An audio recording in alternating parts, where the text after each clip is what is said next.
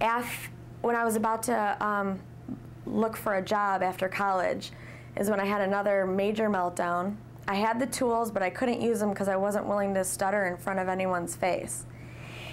So I went, my dad found a friend of his. Her name I can leave out, but her name is Kathy, and she's also from Michigan, and she actually printed a bunch of stuff off the internet for me and said that there was a local support group and that she'd come with me.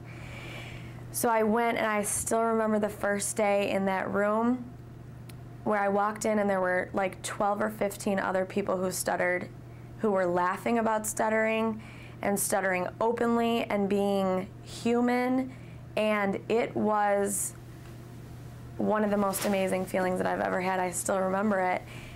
We went around the room and introduced ourselves, which is always challenging, and I couldn't even say my name that day. I started bawling. I was totally blocked up on my name, and then they pushed me to go to the NSA conference, which brought it to a whole new level. And it was that year in 2000, I went to Chicago, and leaving that conference, I had found the answer.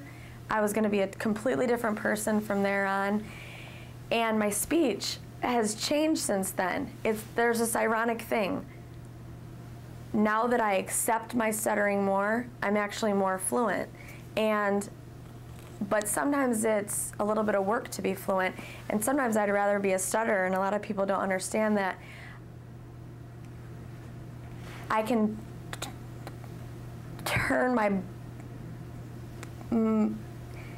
my blocks on and off. I can be voluntary, and this is something that sometimes I stutter because I want to, and I'm proud of it. I'm not ashamed. I'm happy with the challenges that I've been faced with in my life, and I'm fortunate to have met the NSA, who really gave me all of that empowerment. Well, I met the NSA when I was 23 years old, and so I was already an adult, and it was at a time that was very pivotal in my life that I needed it.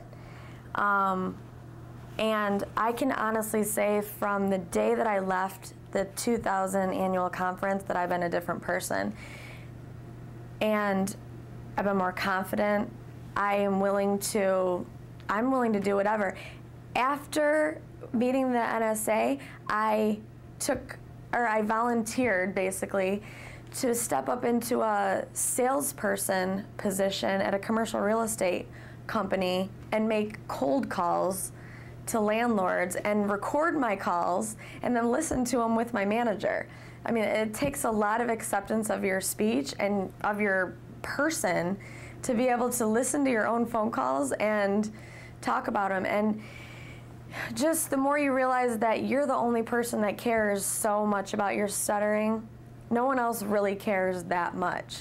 And until you realize that, it's hard to move on and to move forward in your life. And I've never been happier than I am right now, and I attribute much of that happiness to the NSA.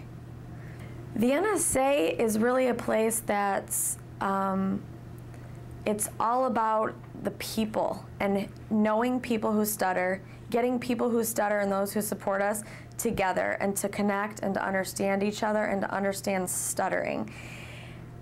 One thing that I'd have to say is that I can't even explain to you in words what it means to meet other people who stutter and what effect it can have on your life in a positive way until you just do it.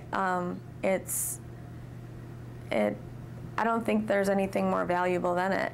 I think therapy and support from other people who stutter have to go hand in hand in order for you to gain a comfortable level of fluency without having fear that one day you might slip up and stutter. I think you need both of those things. You need the knowledge about stuttering and the support in order to really become whole with yourself and your stuttering.